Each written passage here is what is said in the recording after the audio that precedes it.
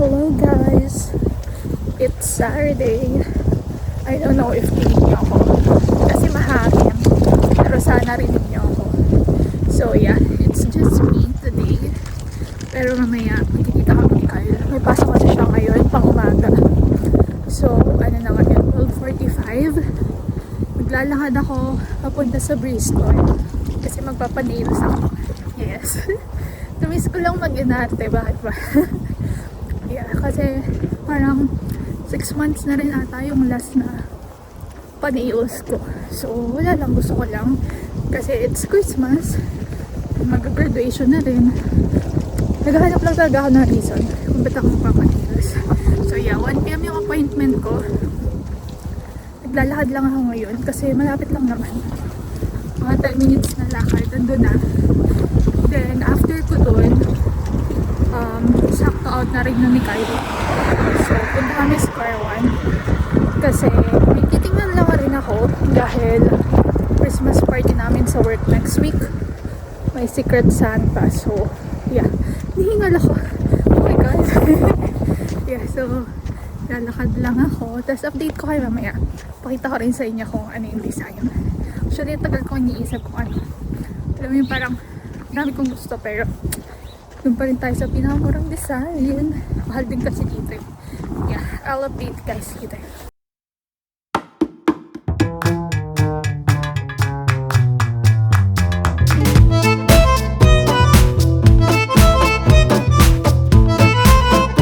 Plaza. Dito sa may Bristol. Tapos doon banda sa may McDo.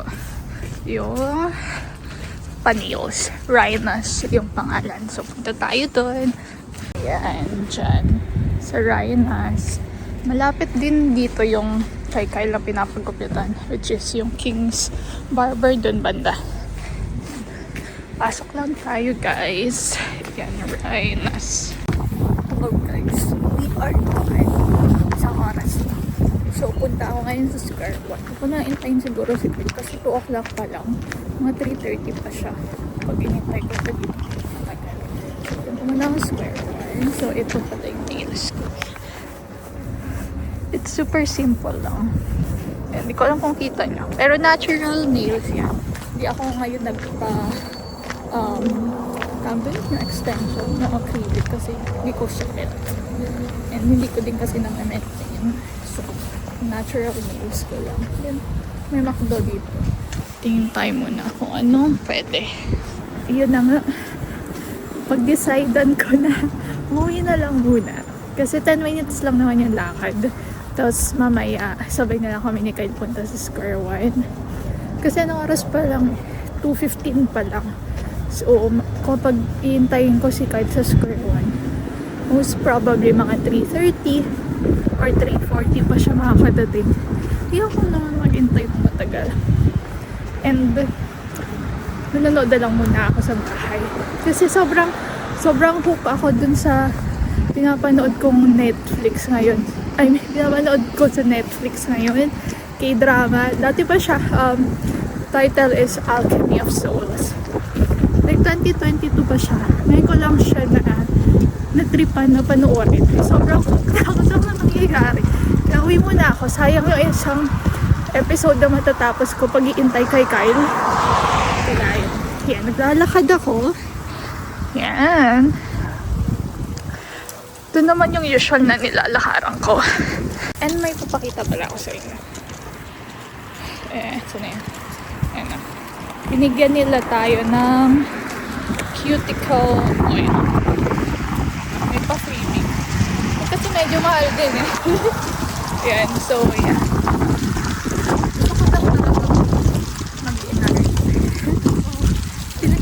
Ko naman. So, i-update ko kayo kapag nakauwi na ako, guys. Malamig na din. Malamig na rin sa kamay. Yan. Dito na ulit ako sa bahay, guys. So, 2:30 pa lang. And, manunood muna tayo. Ito yung sinasabi ko. Yan, Alchemy of Souls. Yan. Super ganda, guys. Panoodin nyo. Or ako lang ba yung nalilate na sa mga K-drama. Pero, maganda siya. Yun. So, panurin ko muna habang iniintay ko si Kyle. Then, yeah, we'll see kung ano pa yung mai-share namin sa inyo for today. Hello guys! Nandito na siya. Nandito na ako. Diyan ka na. Sabi ko kanina hintayin lang kita eh. Hindi pumunta. Square one, tara na! 2 minutes. Tara na!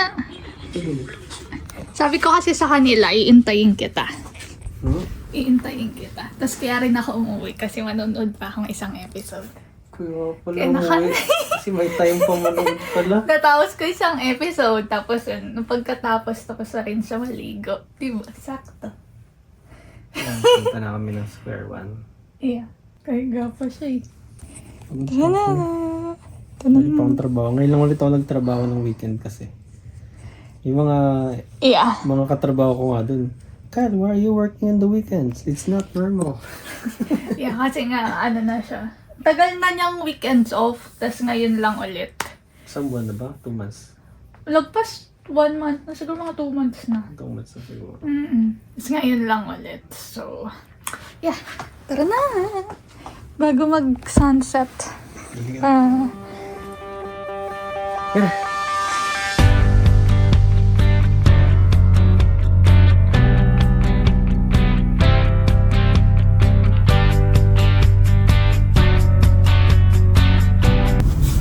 Hey guys! What's up?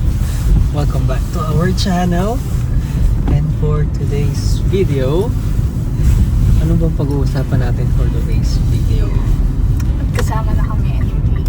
Yeah.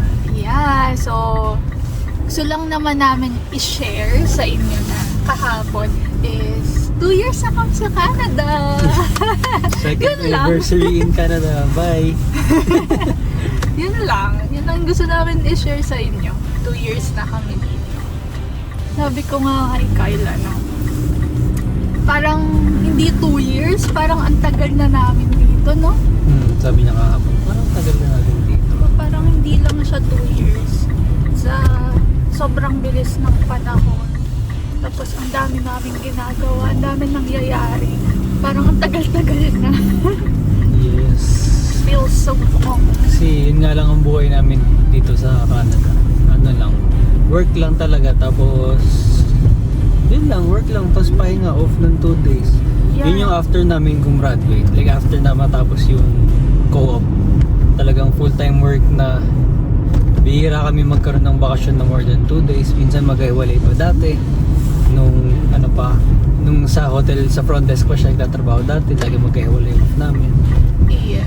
Tapos minsan nagna-nights pa ako. Yeah, ang daming nangyayari. Tapos sabi ko rin sa kanya kahapon, ang dami kong nafe-feel na emotions. Sabi ko, masaya ako, na malungkot, na napapagod, na napaproud, yung ganun, halo-halo. Yes. Kasi ano eh, parang, well, 2 years is ano pa lang naman, kung tutusin, Bago pa lang. ka pa lang. Pero within that 2 years, parang sobrang daming naging changes or improvement rin sa aming dalawa as individual rin. Kasi kung hindi niya ako natatanong, hindi naman ako nagtatrabaho dati sa Pilipinas. Ang huling trabaho ko lang is sa Conrad, Manila, which is for 4 months lang. Tapos nagpahinga, nag-negosyo muna, sideline, ganyan. So, hindi ko na natuloy yung trabaho ko. Then Canada na. Then Canada na, yun na yung next. So ayan, medyo nag-a-adjust pa rin naman ako. Kasi ngayon nga lang ako nagsunod-sunod na trabaho talaga. Diba? Ngayon ko lang ulit tinatry i-pursue yung career ko talaga. Kung meron ba talagang patutunguhan doon. Kung talagang hindi para sa akin ang negosyo, dyan tayo sa career. Yeah. Which is sa ngayon, kailangan focus muna tayo sa career. Yes. Kung sa kailangan siya sa PR, syempre iniisip ko rin, baka mamaya, hindi para sa akin ang pagnenegosyo. And dito mahirap din ata. Yung pagnanegosyo, I'm not so sure. Hindi naman siguro kasi ang alam ko yung mga negosyo dito sinusuportahan, parang nagbibigay sila ng loan, ganun. Pero hindi ko lang alam kung kailangan yung ano na siya, yung ano man tawag doon, yung nakatayo ng business or yung kumbaga yung merong long term na business. Yes. So, So, ayun nga guys, 2 years na nga kami dito. So, yun ako, personally, ang nare-realize ko is baka ito yung chance para i-try ko i-pursue yung career ko ulit. Kasi nga, hindi nga ako nakapagtrabaho ng matagal talaga. Pinaka-experience ko lang yung Atlanta, then Conrad, then eto. Which is ang laki nung gap. Ilang years ba? 19, 20, 21. Almost 3 years. yeah. Or 3 years pa, parang ganun yung naging gap. So feeling ko ito yung parang kino-consider ko siya as yung parang redemption era, kumbaga. Hindi ko alam. Hindi kasi Yeah, to start something new. Oo, kasi nung sa Pilipinas pa lang, tinatry ko talaga magnegosyo. Kahit ano maisip ko, araw-araw hindi umalis sa isip ko na ano kayang pwedeng pagkakitaan, ano kayang pwedeng maging negosyo. Pero halos lahat yun, bumabagsak agad. Kumikita konti, tapos babagsak, hanap ulit ng iba, tapos babagsak. Baka mamaya, pang ano talaga ako. Pang workforce. Yes. Diba? Kasi tignan nyo, parang ang bilis din ng progress ng paghahanap ko ng trabaho dito. Yes. Yun yung sinasabi ko sa kanya. Sa aming dalawa, pag naghahanap kami ng work, siya sobrang bilis niya makahanap ng trabaho, ng lilipatan. Kaya ako yung konting experience. Di ba dati magka-work kami niyan. Para ako yung nauna atang nakaisip na lumipat. Tapos siya, sige, try ko din sa mas maayos, so mas Nung secure naghahanap ako yung ng oras. Tapos siya yung nakahanap. Tapos sabi ko sa kanya, ako yung parang gustong maghanap, tapos ako pa rin yung magto 2 years na ako sa trabaho namin before. Yeah, madali siyang makahanap ng work. Di ko naman sinasabing magaling ako, pero baka mamaya nakakachamba lang ako. Parang hindi ako ganun katagal naghahanap ng work. So, thankful na rin kasi Yes. That's good. Yung parang siniswerte. Pero hindi rin naman kasi siya swerte. Kasi you're working for it. yes. May sasabihin ako, nakalimutan ko. Oh, kayo na bahala. And sa 2 years namin, update na rin namin kayo kung nasa na ba kami ngayon sa 2 years. Malayo pa kami sa PR guys, sa pag-apply ng PR. Kumbaga ngayon pa lang namin tinatry talagang simulan. Kasi sa sobrang pangangapa namin noon, lalo nga ako na dami ko nilipatan ang trabaho within 2 years. Hindi ko na-maintain yung years of experience o yung tagal ng experience sa work. Kaya ngayon pa lang kami magsisimula mag-try mag-pursue for PR talaga. Wala pa rin sasabihin. Napag-usapan nga namin noon na hindi muna kami lilipat. Alam nyo naman yun na vlog naman namin yan. Na-share namin yan sa inyo. So meaning, itatry namin dito sa Mississauga talaga. Sobrang dami na kasi naging changes big pit, policies, ganyan. So for us, hindi best choice for our case na lumipat ng province. Kasi ganun din naman. Lilipat kami, magsisimula ulit kami. Unlike dito, andito yung mga connection namin. Pwede namin itry sa galit talaga yung connection. Pag wala talaga, then lipat. Yeah. Open pa rin naman kami sa paglipat. We're not closing any doors now. Siyempre, hindi naman namin pwedeng ipilit yung dito. Yeah, Wala for naman now, we think ito pa rin talaga yung best. So, na-try namin. Then, wala pa rin naman yung PGWP namin, guys. Wala pa rin. So, yeah, and umaandar na rin yung nagiging namin na work experience kasi nga implied pa rin. Kasi ano naman kahit implied ka, yung work experience mo is pwede siya. I mean, naka-credit na siya. Magka-count na. Yes. Kaya kahit pa paano, thankful din kami doon. Pero we're still hoping na makuha na rin yung PGWP anytime soon kasi mahirap na rin, nakaka-anxiety rin minsan. Ang dami rin namin nababalitaan na Yeah. na-refuse sila, Mm. yung tapos na yung expiration date dun sa papel, wala pa rin yung PHWP. Kaya, So kahit na merong advantage yung pagiging implied, kasi parang siya, additional time. Mas maganda pa rin hawak mo rin yung papel mo kahit paano. we're still praying for that na makuha din namin soon para kahit pa paano panatag na yung loob namin. Yeah. Yes. Hindi lang mahirap pag nakuha mo na yung papel mo.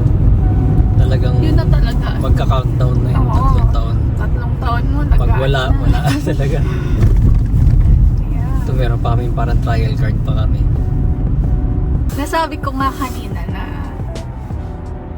nag-Canada kami in 2 years, parang nagsimula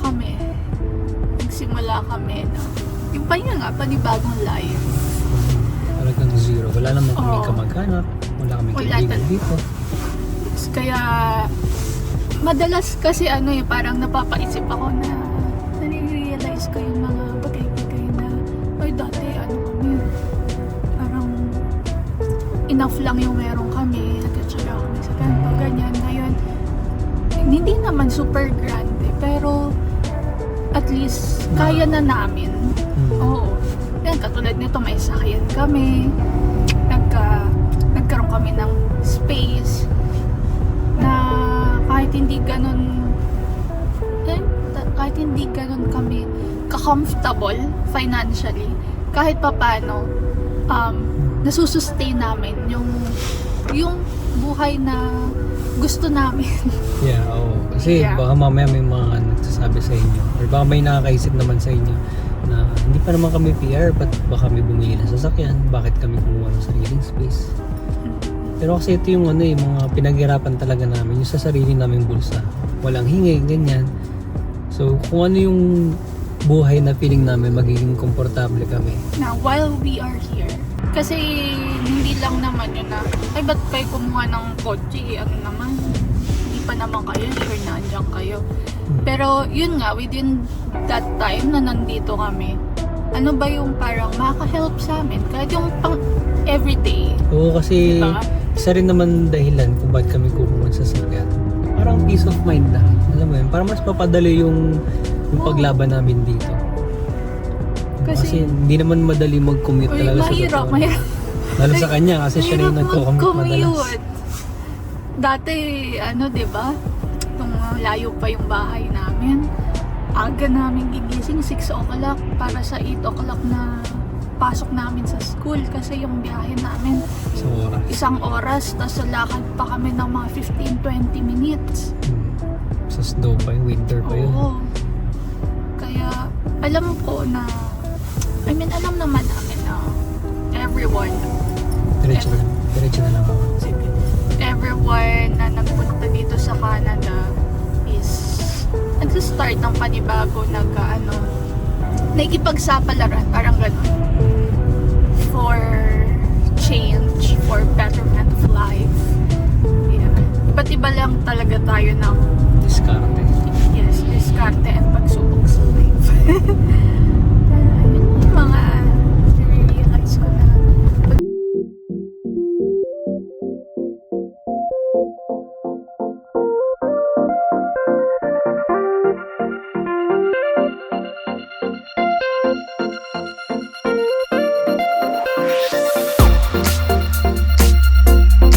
Okay na kami. At may nagluluto na naman. Anong lulutuin mo ngayon, boss? sinigang. Wow, siniganggang. Kailangan ng kangkong. So, talong lang at sitaw at kamatis. Yung mga ingredients niya. Ito pala yung niluto niya kahapon. Ito, init ko kasi walang namin. Pininyahang Pininyahang manok. Mukha namang pininyahan, no? Naging kulay dilaw yung pininyahang manok sa gata. kasi madami din yung bell pepper. Kaya yun yung nagkulay. Yeah, tapos mali rin yung nabili ko kasing pineapple. Nabili ko pineapple chunks. Ay, crushed pineapple pala. So, dapat yung slices, yung mga maliliit na slices. Yun yung gusto ko. at least tumaas ang pinya naman na may gata. So, okay na Okay rin. naman yung lasa niya. Pang ano? Ayan na. Karinderya. Sarap naman. Minsan lang yan mautusang magluto. Minsan lang ako magluto, guys. Kaya kailangan okay. Hello guys! So, ayun. Natapos na nga kami mag-dinner. Hindi na namin kayo na-update sa mga ginawa namin kanina. Kasi wala rin naman. Yung pagkadating namin Square One, may binili lang kaming for exchange gift. Tapos, uwi na rin. Tapos, luto. Yung Sobrang daming tao din kasi sa Square One kanina. dami ng nag-Christmas shopping. No? Ang hirap din mag-video din. Tsaka Yeah. lagi naman kami nasa sa Square One. Alam nyo na yung itsura ng Square One. At alam nyo na rin yung madalas namin pinupuntahan. Yeah, anyway. Ayun. Ano lang to, short vlog lang kasi wala, gusto lang namin i-share sa inyo yung yun nga, na 2 years na kami dito sa Canada. Kung ano ba yung mga naiisip namin, na-realize namin recently and throughout that 2 years. May vlog na rin tayo before na realizations. Pero ano pa lang kami noon, 6 months pa lang kami dito sa Canada. So, Itong video na to, parang hindi naman siya yung katulad nung vlog na yun na yeah. numbered. And So, kung ano lang detailed talaga talaga. maisip namin ngayon, Yeah. share namin sa inyo. Parang ano lang, kung ano lang yung masabi namin. Yan, may bigla namin may isip. Ayun. Yun nga kanina, nasasakyan kami. Na-share namin na mahirap yung life dito sa Canada. Na ang dami mong mararanasan, ang dami mong mafe-feel. Even 2 taon pa lang kami dito. Kapag pupunta kayo sa isang bansa or kahit hindi basta mag-start kayo ng panibago, kailangan talaga kayo, prepared. Mentally prepared. Yeah, hindi lang mentally, physically prepared, emotionally prepared, financially prepared. Kailangan kayo talaga, ready lahat. Kasi mahirap, lalo na yung napuntahan naming bansa, which is ito nga Canada, wala kaming kahit na sino, kakilala talagang kami lang. Wala So, kaming ka-close talaga. oo. Kumbaga yung mga nakilala namin, Yun ang yung mga throughout. nakakasama namin, dito lang talaga namin nakilala. Dito na lang talaga. Kaya parang one thing na na-realize ko din is, nasabi ko naman kay Kyle na, kung parang hindi ko kaya kung solo lang ako sa Canada. Parang, I don't think I can survive. Siguro, yung parang kailangan mo lumaban everyday kasi gano'n naman talaga. Pero siguro yung mental health ko, hindi niya kakayanin. Kasi mahirap na, alam mo yun, at least better kung may kung may support system ka na nakikita mo. Yung ganon. Lalo na ako. Kasi mas mahina yung ano tawag doon, mental health. Parang mahina yung niya, parang stress tolerance, parang ganon. Mas madali akong ina-anxiety Yeah. compared sa kanya. Yun. Eh. Mas maganda talaga na, mas okay talaga na yun. Magkasama kami simula pa lang nung pagpunta dito sa Canada. At least, sabay namin hinaharap yung mga pagsubok dito. Yeah, kasi mahirap talaga. Sobrang totoo yung sinasabi nila na ang Canada is hindi para sa lahat. Yeah. Well, kahit namang palitan nyo na lang yung Canada ng kung saan mang bansa yung gusto nyo. Pero yun, Hindi man ibig sabihin ng hindi para sa lahat. is para is sa amin. discrimination. Hindi. Yung sinasabi nilang yung Canada hindi para sa lahat. Hindi para sa lahat ng may hinay loob. Yeah. Kasi kailangan talaga lakasan lang ng loob dito. Kaya itong mga nagagastos namin, itong lugar namin ngayon, ang iniisip na lang talaga namin Yun yung mas makakatulong sa amin para mas ma-survive namin yung Canada. Yeah. Kasi kung puro hirap lang, puro ipon, puro tipid, wala, hindi na namin na-enjoy. I mean, hindi na kami, parang hindi kami nabuhay. Yeah. Ganun. Mahal ang peace of mind. Yeah. Yung at least alam mong uuwi ka ng wala kang iisiping iba. Yung kayo lang. Kasi, mahirap ang life. In general, lalo na ngayon na ang dami-daming nangyayari. So, Yun, 2 years na kami dito. So, 2 years na walang uwian. yeah. Walang uwian sa Pilipinas. Yeah. Yun na, baka 2 years pa. Not sure. Pero 2 years na kanaya namin. What more? So, kakayanin pa natin yan. Kakayanin pa natin yung mga ilang taon pa ang kailangan. Yeah. Kasi ito na yung future. For our future. Hindi na to trial. Kasi nung 2018 to 2019, nag-US kami. Yes. Hindi pa kami nun. Yeah. At ibig sabihin, meron na kami parang experience to live away from our family. Yun yung parang naging first OFW feels namin. Kasi wala rin kaming kahit na sino doon, no? Sa Atlanta kami. So, kami lang, sama-sama kaming mga parang Interns. nag-exchange. Interns. Yeah, interns. Yung mga ganyan. Kami lang, sama-sama kami. Wala din kaming malapit na kamag-anak. Though may mga kamag-anak kami sa US, pero hindi yun sa mismong city na yun. So, din, parang living independently ka talaga din. Tapos itong Canada. Yeah. Masaya ka naman ba sa 2 years? Oo, syempre. Yeah. Syempre maraming lungkot, maraming challenges na hinarap. Pero dito na tayo. Kailangan natin tapusin ang laban, guys. And mas madami namang kung titingnan mo naman yung sa dami ng pinagdaanan natin. Wow! I mean, sa dami ng nangyayari dun sa 2 taon na yun. Mas dami pa rin syempre yung achievements. Hindi man super laki ng achievement. Yung kahit little growth. Yun, madami. Lalo na this year. Yeah. Ang dami nangyari ngayon, guys, na itong taon na to. Yeah. Gusto namin i-share sa inyo, pero sa mga susunod na video na yan. Try natin i-share yan. Kasi hindi pa Lahat. tapos yung taon, guys. Yun lang. Bigyan namin kayo ng clue. Yeah, Hindi pa tapos yung taon. Mag-recap tayo ng nangyari. Madaming nangyaring maganda din naman ngayong taon na to na naidulot sa amin. Tatry namin i-share sa inyo as much as we can. Siguro yun yung parang magiging namin, year-ender video. Yes. Or Christmas something. Basta pagsisikapan natin i-edit yan. Yeah, so 2 years na tayo dito and looking for many more years to come. 2 years pa lang kami Yeah, dito. 2 years pa lang. Bagong-bago pa lang. Matagal-tagal pa kayong manonood ng vlogs namin. Tagal pa yung pagsasamahan natin sa Canada life namin. Yeah.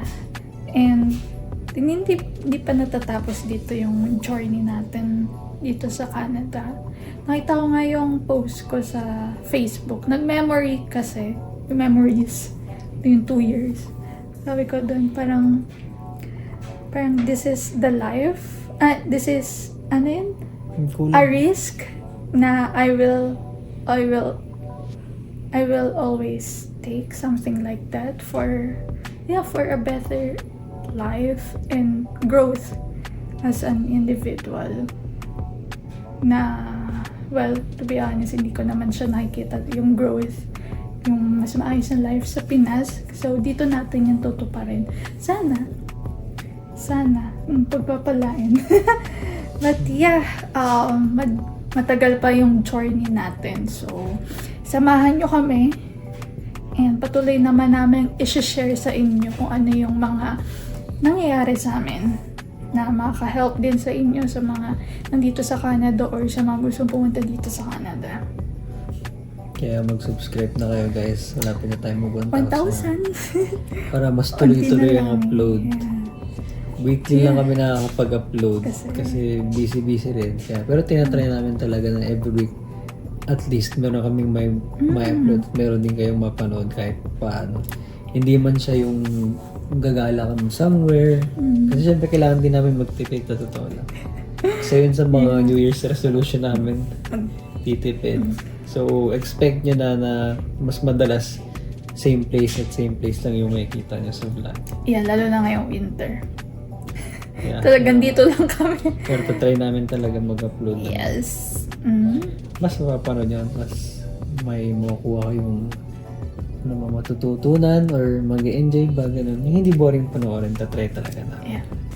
So yes, thank you guys sa pagsama sa amin for this video. So yeah, nagkwentuhan lang tayo. Gusto lang namin na mag-share din sa inyo.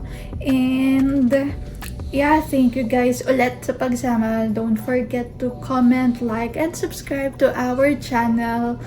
Thank you guys for watching. Until next time. Bye-bye.